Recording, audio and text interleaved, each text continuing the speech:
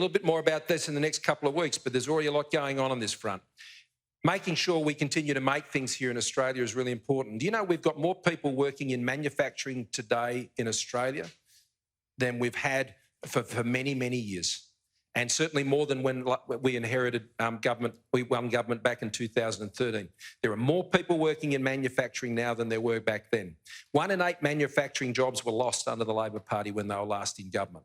Now, our modern manufacturing initiative, which we put in place in the middle of the pandemic, what that does is supports manufacturing enterprises to innovate, to get scale, to invest in new plant and equipment, to get access to markets. And it's in 6 key areas that we're focusing on. Food and beverage is one of those. And I was at a local business with Dr. Michael Fennelly out there today, up at FMC. They employ about 35 people here on the Central Coast, and they're going to 50, and they're training more, and they produce fertilisers and herbicides and things like that right here on the Central Coast.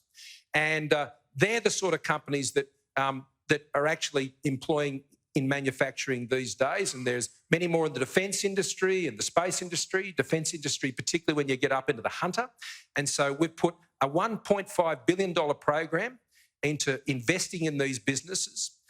And what we're also doing to support them is ensuring that we're getting their gas prices down. I mean, gas prices that we're paying here in Australia right now, and this is critical for manufacturing, and this is an important part of our manufacturing strategy. Gas prices now in Australia, or I should say overseas, what they're paying overseas are 4 times what they are here in Australia. And the reason for that is the gas mechanism we put in place, which secured gas supplies for the domestic market here in Australia.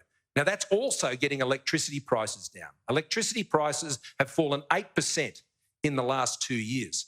So for manufacturing to be successful, they've got to be paying lower taxes, which they are through the instant asset write-off, which means you can basically buy a $250,000, $400,000 piece of plant in your manufacturing business, write it off in just 1 year. So that's in place right now.